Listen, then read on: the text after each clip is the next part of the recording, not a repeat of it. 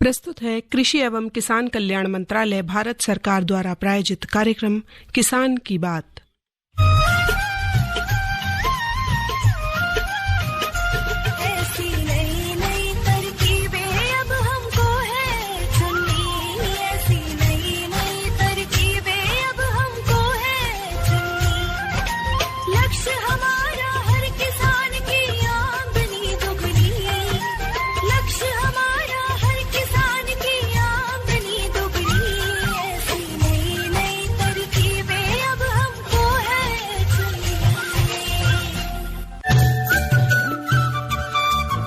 इस कार्यक्रम के प्रायोजक है कृषि एवं किसान कल्याण मंत्रालय भारत सरकार। 100.1 मेगाहर्ट्ज पर आकाशवाणी दिल्ली का FM गोल्ड चैनल सुन रहे हैं आप। और आज के कार्यक्रम किसान की बात के अंक के साथ मैं हूं आपकी साथी कोमल भारती। स्वीकार कीजिए मेरा नमस्कार। साथियों, हमारे कार्यक्रम किसान की बात का मुख्य उद्देश्य होता है कि किसानों को अच्छी खेती की तरफ और लाभान्वित खेती की तरफ प्रेरित करना और एक अच्छा उपज, अच्छी फसल लेने के लिए उन्हें तैयार करना। चाहे वो सरकार की किसी भी तरह की कोई भी योजनाएं हों या नित्य नई जो जानकारियां होती हैं कृषि के क्षेत्र में, वो सभी हम आप तक पहुंचाने का निरंतर प्रयास करते हैं। और रोजाना हमारे कार्यक्रम में कुछ न कुछ खास होता ही है, तो आज भी हम बहुत कुछ खास लेकर आए हैं आप सभी के लिए। जैसा कि हम सभी जानते हैं कि आज 14 दिसंबर का दिन है और ये दिन पूरे भारत में हम राष्ट्रीय ऊर्जा संरक्षण दिवस के रूप में मनाते हैं। और ऊर्जा जिसे ना तो पैदा किया जा सकता है और ना ही नष्ट किया जा सकता है, इसे केवल एक रूप से दूसरे रूप में बदला जा सकता है और इसका उपयोग किया जा सकता है। ऊर्जा यानी किसी वस्तु में मौजूद वो गुण जो उसे काम करने के लिए प्रेरित करती है। जी हाँ, ऊर्जा संरक्षण के महत्व पर संदेश फैलाने के लिए और ऊर्जा दक्षता और संरक्षण में राष्ट्र की उपलब्धियों को प्रदर्शित करने के लिए हर साल 14 दिसंबर को राष्ट्रीय ऊर्जा संरक्षण दिवस मनाया जाता है। जैसा कि हम सभी जानते हैं कि ऊर्जा के बिना हम इस जीवन की कल्पना कर ही नहीं सकते। हर चीज के लिए ऊर्जा की यानी एनर्जी की जरूरत होती ही है। घर के काम से लेकर स्कूल, ऑफिस, इंडस्ट्री, हर जगह बिजली हो, गैस, पेट्रोल, डीजल, कोयला, ये सभी ऊर्जा के बहुत सारे स्रोत हैं जो कि हमारे दैनिक जीवन का हिस्सा होते हैं। और कृषि का बहुत बड़ा क्षेत्र है जो कि ऊर्जा के महत्व को अब अनदेखा नहीं कर सकता। जी हाँ, हर काम को करने के लिए ऊर्जा की कहीं ना कहीं जरूरत होती ही है, यानी कि कोई ना कोई ऊर्जा का स्रोत ऐसा होता ही हमारे आसपास जिसका हम उपयोग करते हैं। और अगर हम कृषि से जुड़े हुए कार्यक्रम की बात करते हैं, किसान से जुड़े हुए कार्यक्रम की बात करते हैं, किसान की बात करते हैं, तो हम यहाँ पर बात करना बिल्कुल भी नहीं भूल सकते सौर ऊर्जा के बारे में। जी हाँ, कृषि में सौर ऊर्जा का बहुत महत्व है और आजकल ये कई तरह से उपयोग किया जा सकता है। जैसे कि हमारे बहुत सारे किसान मित्र हैं जो कि अपने खेतों में सोलर पैनल लगवाते हैं और उसके तहत वो अपनी बिजली के खर्च को खत्म कर सकते हैं या कम कर सकते हैं। बिजली पर निर्भरता खत्म हो जाती है क्योंकि सौर ऊर्जा जो है वो प्रदूषण मुक्त होती है और निरंतर मिलती रहती है। हम ऐसे देश में रहते हैं जहां हमें सौर ऊर्जा बहुतायत मात्रा में मिलती है, तो हम उसका संरक्षण भी कर सकते हैं। हमारे ऐसे बहुत से दूर दराज के गांव हैं, खेत हैं, खलिहान है जहां पर पूरी तरह से अभी बिजली पहुंची नहीं है या बहुत कम मात्रा में पहुंचती है। तो ऐसे में वहां पर सौर ऊर्जा का इस्तेमाल करके कृषि को बढ़ावा दे करके, कृषि को अच्छे तरीके से करके, बिना किसी रुकावट के सौर ऊर्जा का उपयोग वहां पर किया जा सकता है। आप अपने खेतों में सौर पैनल लगवाकर बिजली बनवाकर पंपों को चला सकते हैं, जिससे कि आप कुओं से पानी जो है खेतों तक पहुंचा सकते हैं। ट्यूबवेल का इस्तेमाल कर सकते हैं आप सोलर पंप के इस्तेमाल के साथ साथ। और सौर ऊर्जा के द्वारा जब आप सिंचाई करेंगे तो आपके खेतों में निरंतर पानी पहुंचता रहेगा। जी हाँ, आपको बिजली पर निर्भर रहने की बिल्कुल भी जरूरत नहीं पड़ेगी। और कई बार ऐसा भी होता है कि जब आपने सोलर पैनल अपने खेतों में लगाया है तो आप बिजली की उत्पादकता आपके पास ज्यादा होती है, तो आप उस बिजली से दूसरी तरीके की भी आय के साधन बना सकते हैं। और साथ ही अगर हम बात करें कि सौर ऊर्जा का कृषि में और भी क्या महत्व होता है, तो उससे आप सौर पैनल को जब आप जमीन पर लगाते हैं तो फसलों और पशुओं को इससे छाया मिल जाती है, जिससे गर्मियों में भी फसलों को कोई नुकसान नहीं पहुंचता है और पशुओं को फायदा भी होता है। साथ ही आप जल संरक्षण भी कर सकते हैं और इसके साथ साथ सोलर इंसेक्ट ट्रिप की मदद से कीटों को भी खत्म किया जा सकता है। यानी कि आपके खेतों में जब खेत के आसपास कीड़े मकोड़े हो जाते हैं बहुत ज्यादा, तो आप उनकी भी रोकथाम सोलर पैनल के जरिए कर सकते हैं। और कई बार तो ये ट्रैप जो होते हैं वो रात को ऑटोमेटिक चालू भी हो जाते हैं। ऐसे ट्रैप आजकल बाजार में उपलब्ध हैं और ये कीटों को आकर्षित करते हैं और उनको खत्म कर देते हैं, जिससे कि हमारे किसानों की जो फसल है वो बर्बाद होने से बच जाती है। सोलर पंप हो, सोलर ड्रायर हो, कीट रोकथाम हो, पशुओं से फसल का बचाव हो, इन सभी क्षेत्रों में आप सौर ऊर्जा का इस्तेमाल कर सकते हैं। सौर ऊर्जा जैसे कि हमने कहा कि प्रदूषण मुक्त है और इसके बाद ग्रीन हाउस गैस कोई भी उत्सर्जित नहीं होती। और हाँ, जरूर इसके इस्तेमाल में शुरुआत में आपको थोड़ा खर्चा जरूर आ सकता है, लेकिन ये बाद में आपके लिए बहुत ज्यादा लाभदायक सिद्ध होती है।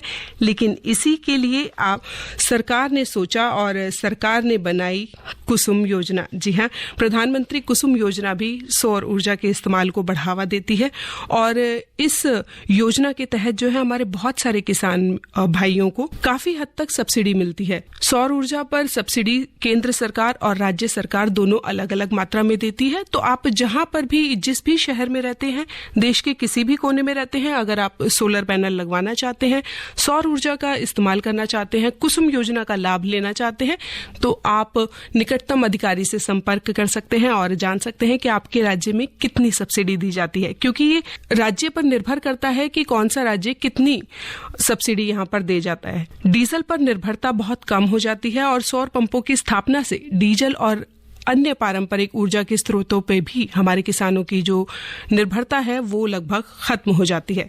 तो देखा दोस्तों, कितने सारे फायदे हैं सौर ऊर्जा के। आप अपनी कृषि में इस्तेमाल करके अपने जीवन में आप इसको अगर लेकर के आएंगे तो आपको शुरुआत में बेशक आपका कुछ खर्चा आएगा, लेकिन बाद में ये आपको लाभदायक सिद्ध होगा, लाभदायक साबित होगा आपके लिए। और शुरुआत में भी आपके शुरुआती खर्चे को खत्म करने के लिए सरकार आपको सब्सिडी भी देती है। तो अगर आपने अभी तक सौर ऊर्जा का इस्तेमाल अपनी कृषि में नहीं किया है तो आज ही इसका इस्तेमाल करें। कार्यक्रम चल रहा है किसान की बात और यहाँ लेते हैं एक छोटा सा विराम। अरे क्या कर रहा है? इधर इधर इधर हम बोल रहे हैं तेरे बीजू का। पुतला बोल रहा है? पक्षियों से तो हम खेत को बचा लेते हैं, पर इन घातक रसायनों से कैसे बचाएं? मतलब? देख बेटा, तू जो ये अंधाधुंध रसायन मिलाता है ना, मिट्टी की सेहत बिगड़ने लगी है और जब माटी ही कमजोर पड़ जाएगी तो उपज कैसे सेहतमंद होगी? अरे पहले ऐसा नहीं था। पूछना अपने बड़े बुजुर्गों से, कैसे फसल लहलहाती थी, शुद्धता झलकती थी। हाँ, माटी भी तंदुरुस्त और लोग भी। अब पहली वाली बात कहाँ? पर अब तो सभी डाले हैं। सब नहीं, आज भी लाखों जागरूक किसान परंपरागत विधि से फसल उगा रहे हैं। खर्चा कम और उपज की कीमत भी बेहतर पा रहे हैं। सच है? रे बेटे, एक्सपीरियंस से बता रहे हैं, धूप में बाल सफेद नहीं किए हैं। हाँ। ठीक है भाई, मैं भी आज से जैविक खेती शुरू करूंगा।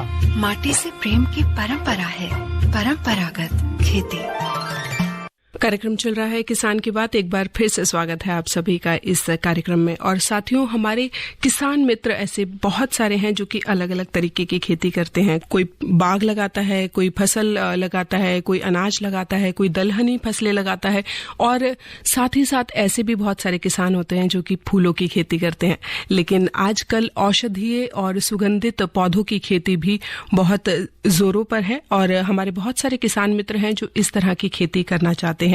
औषधीय गुणों से भरपूर पौधे लगाना और उनको आगे लेकर के जाना, क्योंकि अभी पिछले कुछ समय से हम देख रहे हैं कि सेहत को लेकर के हर एक नागरिक जो है बहुत ज्यादा जागरूक होता चला जा रहा है। और हम ऐसे देश में रहते हैं जहां आयुर्वेद का बहुत ज्यादा इस्तेमाल हम करते हैं, कहीं ना कहीं आयुर्वेदिक चीजों की तरफ हम बढ़ते हैं। तो औषधीय पौधे जो होते हैं वो आयुर्वेद की तरफ से भी हमें हमारे स्वास्थ्य के लिए लाभदायक साबित होते हैं। तो ऐसे बहुत सारे पौधों की खेती आप कर सकते हैं, उनमें किस तरीके से आप लाभ ले सकते हैं, कौन कौन से पौधों की खेती आपके लिए लाभदायक साबित होगी, कौन से इलाके में, ये सभी जानकारियां हम आप सभी के लिए लेकर के आए हैं आज के इस कार्यक्रम में। तो चलिए सुनवाते हैं आपको डॉक्टर मूलचंद सिंह से अमित तेवतिया की औषधीय और सुगंधित पौधों की खेती पर ये बातचीत। साथियों, जैसा कि आप जानते हैं कि हम कार्यक्रम में प्रत्येक दिन कोई ना कोई जानकारी ऐसी आपके साथ अवश्य साझा करते हैं जो हमारी खेतीबाड़ी में, देश की कृषि में एक नया आयाम स्थापित करने की कोशिश करती है। हमारे सभी किसान भाई बहन कोशिश करते हैं कि हम जो उत्पादन कर रहे हैं वो अच्छा हो, लागत कम हो, देश के वैज्ञानिकों के अनुसंधान कृषि में काम आए। तो अब कोशिश करनी है कि जब हम प्रत्येक क्षेत्र में आगे बढ़ रहे हैं तो क्यों ना औषधीय और सुगंधीय पौधों की खेती बाड़ी की जाए। लेकिन ये विषय अपने आप में अनूठा है, इसी के लिए हम डॉक्टर्स, वैज्ञानिक और विशेषज्ञों को अपने कार्यक्रम में आमंत्रित करते हैं। और आज औषधीय एवं सुगंधीय पौधों की खेती के विषय पर बातचीत करने के लिए हमारे साथ स्टूडियो में उपस्थित हैं डॉक्टर मूलचंद सिंह, प्रधान वैज्ञानिक हैं, राष्ट्रीय पादप आनुवांशिक संसाधन ब्यूरो, नई दिल्ली से। डॉक्टर साहब, कार्यक्रम में आपका बहुत बहुत स्वागत, अभिनंदन। धन्यवाद सर। जैसा कि आज का विषय है औषधीय एवं सुगंधीय पौधों की खेती, ये वास्तव में बहुत सारे हमारे किसान भाई बहन ऐसे हैं कि जो भी गन्ना है, गेहूं है, जौ है, मक्का है, ज्वार, बाजरा, जो एक अपनी कृषि करते चले आ रहे हैं। और इस विषय में एक उत्सुकता भी है कि वो जानना चाहेंगे कि यदि हम औषधीय एवं सुगंधीय पौधों की खेती करें तो इससे कौन कौन से लाभ हो सकते हैं, हमारी आर्थिक स्थिति को किस प्रकार से मजबूत कर सकते हैं। तो इस विषय पर अगर सबसे पहला प्रश्न अपने किसान भाइयों की ओर से करें तो यही रहेगा कि औषधीय और सुगंधीय पौधों में कौन कौन सी फसलें आती हैं? देखिए, यूं तो औषधीय और सुगंधीय फसलें बहुत सारी हैं, लेकिन जो किसान भाइयों को उगानी चाहिए और उनके लिए लाभदायक हो सकती हैं, उनमें प्रमुख हैं औषधीय फसलों में एलोवेरा, अश्वगंधा, गिलोय, सतावर। और सुगंधीय पौधों में किसानों को उगानी चाहिए जैसे मेंथा है और लेमन ग्रास है। तो डॉक्टर साहब, इसमें ये भी बात आती है कि जो किसानों को औषधीय फसल क्यों अपनानी चाहिए? देखिए, हमारे किसान भाई जो पारंपरिक खेती करते आ रहे हैं उसमें मेहनत ज्यादा लगती है, उसमें खर्चा ज्यादा आता है, उसमें बीमारियां और कीट पतंगे ज्यादा लगते हैं और उससे उनकी आमदनी कम होती। तो किसान भाई अगर पारंपरिक खेती की बजाय औषधीय और सुगंधीय पौधों की खेती करें तो उनको मेहनत कम करनी पड़ेगी, उनका खर्चा बहुत कम आएगा, क्योंकि औषधीय फसलों की देश में और विदेश में अत्यधिक मांग है, तो उनको अच्छा मूल्य प्राप्त होगा और इससे उनकी आमदनी बढ़ेगी। बिल्कुल डॉक्टर साहब, ये आपने सही कहा कि हम भी चाहते हैं कि देश की जो कृषि है वो अर्थव्यवस्था की रीढ़ कही जाती है, तो क्यों ना ये और ज्यादा मजबूत हो, देश का किसान आगे बढ़े, खेत खलियान खिलखिलाते रहें, वो कृषि को छोड़कर अन्यत्र ना जाए और इसी कृषि में इस प्रकार के आयाम गढ़े कि अपने लिए भी, आने वाली पीढ़ी के लिए भी और देश के लिए भी ये आर्थिकता की नींव सिद्ध हो। जैसा कि अभी आपने कहा कि औषधीय फसलों के उत्पादन से निश्चित रूप से किसान लाभान्वित होंगे, ऐसी सरकार की भी कुछ योजनाएं हैं कि उत्पादन को बढ़ावा देने के लिए सरकार भी हमारे किसान भाई बहनों का सहयोग करे? जी बिल्कुल, आत्मनिर्भर भारत योजना के तहत सरकार ने औषधीय पौधों के उत्पादन को बढ़ावा देने के लिए 4000 करोड़ रुपए की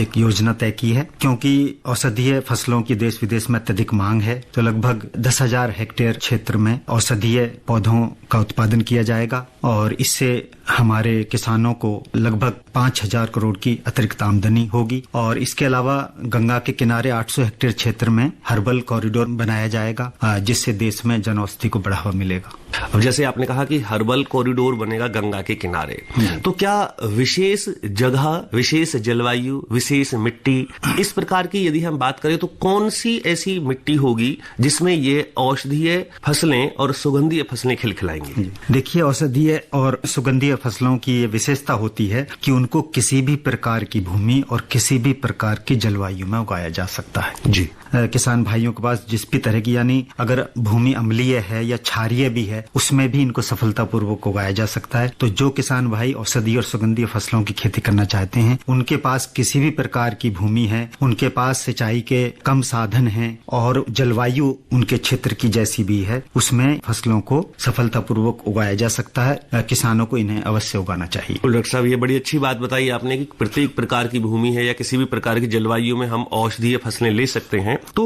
औषधीय फसलों को लगाने के लिए खेत की तैयारी किस प्रकार करें? देखिए, औषधीय फसलों को लगाने से पहले खेत की बहुत अधिक तैयारी की आवश्यकता नहीं होती है। किसान भाइयों को एक बार गहरी जुताई करनी चाहिए, उसके बाद 2 क्रॉस जुताई कल्टीवेटर से करनी चाहिए। और जब ये जुताई करते हैं उसी समय खेत में लगभग 250 से 300 क्विंटल गोबर की खाद या वर्मी कंपोस्ट या कंपोस्ट खाद मिला देनी चाहिए, और इस प्रकार खेत औषधीय फसलों की बुआई के लिए तैयार हो जाता है। आपने बताया कि ये सुगंधीय है, ये औषधीय है, तो इनकी रोपाई या बोवाई का जो सही समय है वो क्या है? देखिए, ज्यादातर जो औषधीय और सुगंधीय फसलें हैं उनकी बुवाई जून जुलाई में की जाती है। उस समय की जो जलवायु है ज्यादा उपयुक्त होती है। उस समय क्योंकि बरसात का मौसम होता है तो ये बहुत जल्दी भूमि में स्थापित हो जाती है और उनकी बढ़वार है बहुत तेजी से होती है, तो इसलिए जून जुलाई में ज्यादातर उनको लगाया जाता है। लेकिन जैसे सुगंधीय फसलों में मेंथा है, जो किसान भाई अपने खेतों में आलू या गेहूं की फसल ले रहे हैं तो आलू की खुदाई के बाद उनको जनवरी के अंतिम सप्ताह या फरवरी में लगा दिया जाता है। और जो किसान भाई गेहूं की फसल ले रहे हैं तो मेंथा को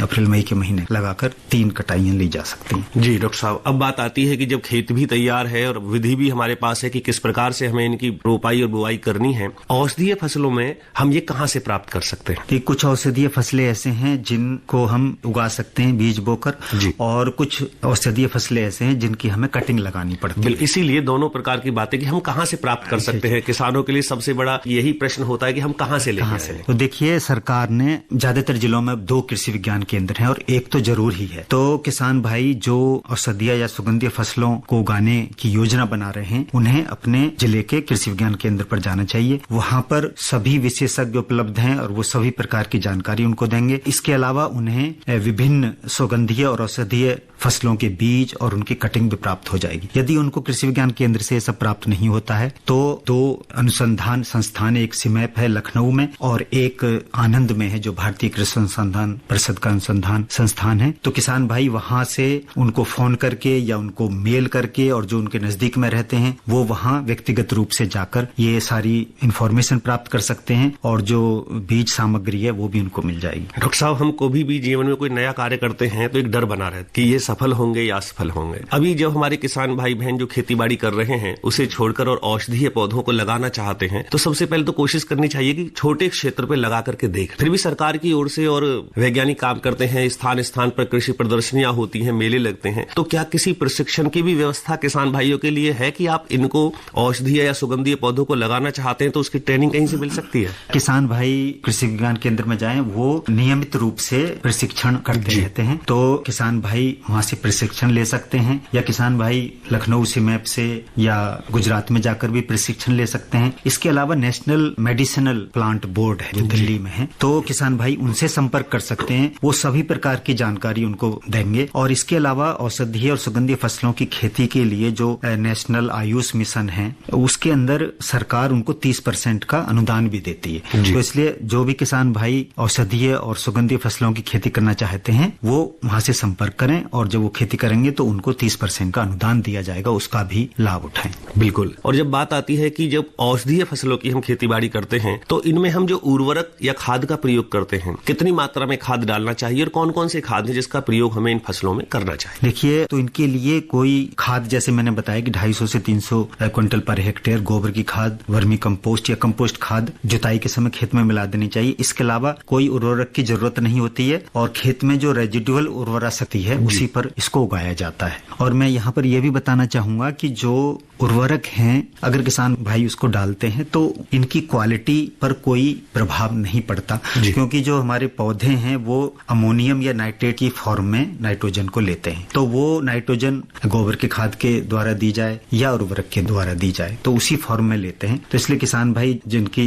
खेती कम उपजाऊ है और वो चाहते हैं कि उसमें उर्वरक डालें तो उर्वरक भी डाल सकते। और सिंचाई की व्यवस्था कब कब करनी चाहिए? देखिए, इनको ज्यादा सिंचाई की आवश्यकता नहीं होती है। अगर बरसात हो जाती है 1 वीक में या 15 दिन में तो कोई सिंचाई की आवश्यकता नहीं होती। अगर बरसात नहीं होती है तो प्रति सप्ताह इनमें सिंचाई करने की आवश्यकता हो। डॉक्टर साहब, जब सामान्य कृषि से हम अलग कृषि कर रहे हैं औषधीय और सुगंधीय पौधों की, तो उसमें कीट और रोगों की रोकथाम भी हमें विशेष करनी होगी। तो कौन कौन से ऐसे कीट हैं या रोग हैं जो इन फसलों में आते हैं और हमें किस प्रकार से उनकी रोकथाम करनी चाहिए? देखिए, जो औषधीय और सुगंधीय फसलें हैं उनका उपयोग या तो दवाइयों में होता है, सौंदर्य प्रसाधनों में होता है, कन्फेक्शनरी में होता है, तो इनमें हमको पेस्टिसाइड नहीं डालने चाहिए। इनमें एक तो बीमारियां और कीट बहुत ही कम लगते हैं। और यदि किसान भाई नीम की खली लगभग 150 किलोग्राम प्रति हेक्टेयर के हिसाब से अगर डाल दें या पौधों की जड़ों के पास डाल दें थोड़ी थोड़ी 50 ग्राम या 100 ग्राम के करीब, तो उससे क्या होगा कि पौधों को पोषक तत्व मिलेंगे, इसके अलावा उनमें कोई भी कीट और बीमारी नहीं लगेगी। ये एक अच्छी बात है हमारे किसान भाइयों के लिए कि इसमें कोई ज्यादा कीट रोगों की रोकथाम के लिए हमें कुछ अन्यत्र नहीं करना। लेकिन वही बात आती है कि औषधीय फसलें हमने लगाई भी, तैयार भी है, अच्छी उपज है, बात आती है मार्केटिंग। ये एक मेन समस्या किसान भाइयों के लिए रहेगी, तो इसके विषय में आप क्या नहीं करेंगे? ये आपने बहुत अच्छा प्रश्न किया। और हमारे देश में मार्केटिंग की बड़ी प्रॉब्लम है किसानों के सामने जी। और उसकी वजह से उनकी आमदनी भी कम हो रही है, क्योंकि बीच में बहुत सारे लोग जुड़ते हैं मार्केटिंग में, तो वो ज्यादा फायदा ले जाते हैं, किसानों को कम फायदा होता है। तो इसलिए सरकार ने एक ई चरक नाम से पोर्टल बनाया, जैसे जैम होता है ना वैसे ई चरक। तो किसान भाई ई चरक पे जाके वहां पर अपनी इंफॉर्मेशन उस पर डाल सकते हैं कि हमने ये फसल उगाई है, हमारी इतनी क्वांटिटीज पर अवेलेबल है। तो वहां क्या है, क्रेता और विक्रेता दोनों होते हैं, तो उसमें उनको बहुत अच्छे प्राइस मिल सकते हैं, क्योंकि वहां कंपटीशन होगा और डिमांड के अकॉर्डिंग उनको ज्यादा पैसा मिलेगा। यदि ई चरक हम डाउनलोड करते हैं अपने मोबाइल पर, तो उसमें हम जो औषधीय फसलें हैं उनको बेच पाएंगे, अच्छा दाम हमें मिल सकता है। डॉक्टर मूलचंद सिंह जी, आप आए, आपने इतनी अच्छी जानकारी हमारे सभी किसान भाई बहनों को दी, आपका बहुत बहुत धन्यवाद। साथियों, अभी आप सुन रहे थे डॉक्टर मूलचंद सिंह से अमित तेवतिया की बातचीत, जो कि आधारित थी औषधीय और सुगंधित पौधों की खेती के बारे में। और इस जानकारी में ऐसी बहुत सारी बातें निकल करके आई जो कि हम सभी के लिए बहुत ज्यादा उपयोगी साबित होती हैं। जैसे कि हमारे किसान मित्र जो भी औषधीय या सुगंधित पौधों की खेती कर रहे हैं, वो ई चरक ऐप का इस्तेमाल कर सकते हैं, जो कि सरकार द्वारा बनाई गई है। और इस ऐप के माध्यम से वो अपने जो उत्पाद हैं वो मार्केट में लेकर के जा सकते हैं, उसका उचित दाम पा सकते हैं। तो ऐसे ही तमाम जानकारियां लेकर के हम आते रहते हैं आप सभी के लिए कार्यक्रम किसान की बात में। और अब कार्यक्रम किसान की बात में आपको करवाते हैं थोड़ा सा मनोरंजन, तो सुनते हैं ये प्यारा सा गीत।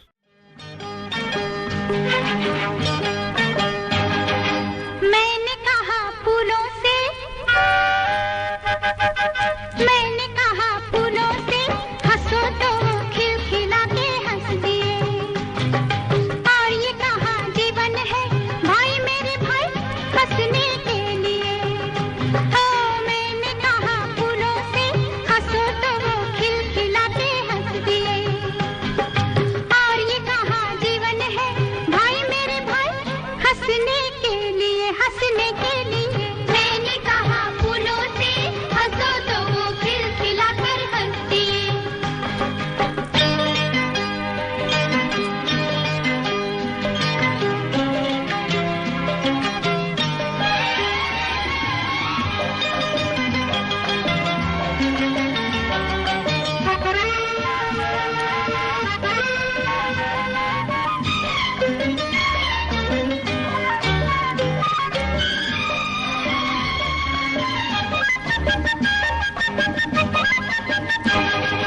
सूरज हंसा तो बिखर बिखर गई किरणें। सूरज हंसा तो बिखर बिखर गई किरणें।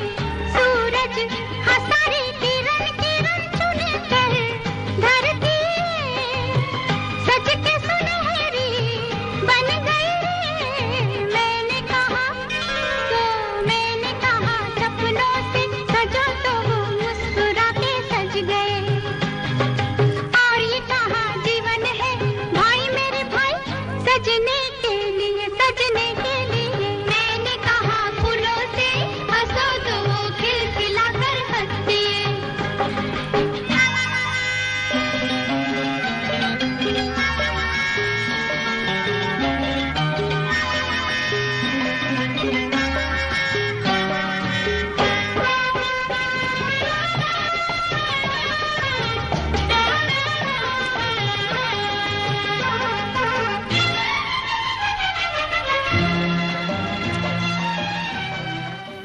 एक बार पुनः स्वागत है आप सभी का कार्यक्रम किसान की बात में। और साथियों, ये जो आजकल का मौसम चल रहा है, आप अपने खेतों में कौन कौन से समसामयिक कार्य कर सकते हैं, आइए डालते हैं उस पर एक नजर। कृषि परामर्श सेवाओं कृषि भौतिकी संभाग के कृषि वैज्ञानिकों के अनुसार किसान इन दिनों अपने खेतों में कुछ समसामयिक कार्य है वो कर सकते हैं। जैसे कि जिन किसानों की गेहूं की फसल जो है 21 से 25 दिन की हो गई है, वो अगले 5 दिनों में मौसम को शुष्क रहने की संभावना को ध्यान में रखते हुए पहली सिंचाई कर सकते हैं और सिंचाई के 3 से 4 दिनों के बाद उर्वरक की दूसरी मात्रा डाल सकते हैं।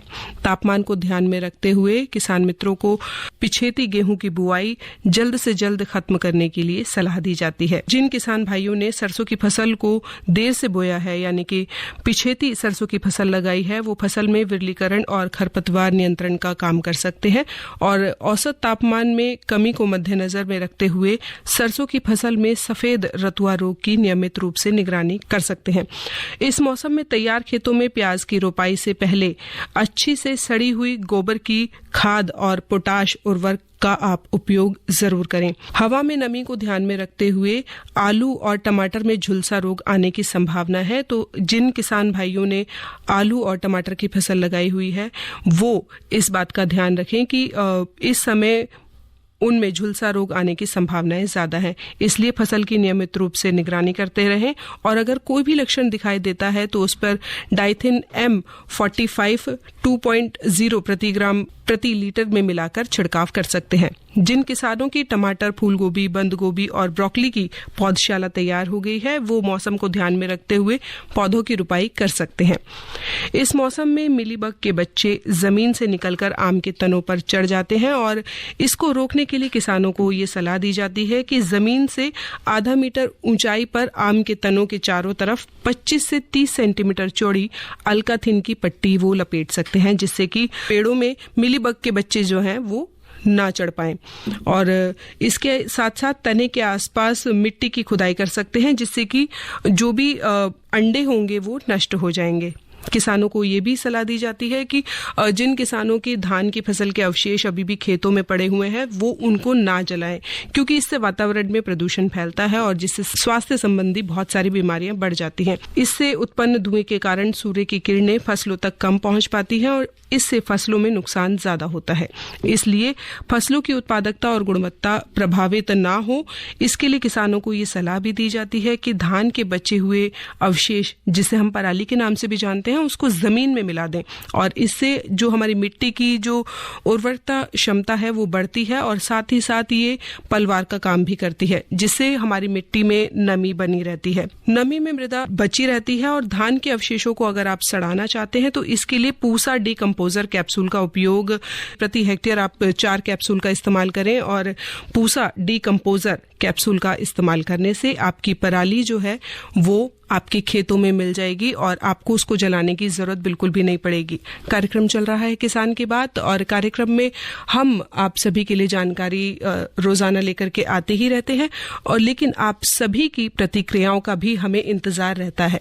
और साथियों, यदि आप अपनी कोई भी प्रतिक्रिया जो कि इस कार्यक्रम से जुड़ी हुई हो, जो भी सुझाव हो, आपको ये कार्यक्रम कैसा लगता है, इस कार्यक्रम में आप कुछ बदलाव चाहते हैं या कोई नया विषय, कोई ऐसा विषय जिसके बारे में आप जानकारी लेना चाहते हैं, तो वो भी आप हमसे साझा कर सकते हैं हमारी ईमेल आईडी पर। हमारी ईमेल आईडी है kkbongold@gmail.com। हमें आप सभी की प्रतिक्रियाओं का इंतजार रहेगा।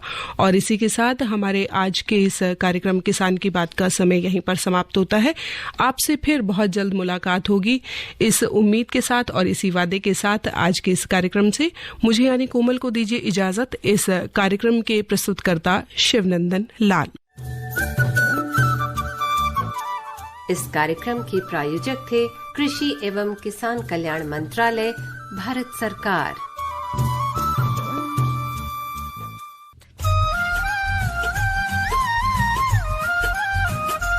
ऐसी नई नई तरकीबें अब हमको है चुननी, ऐसी नई नई तरकीबें अब हमको है चुननी। लक्ष्य हमारा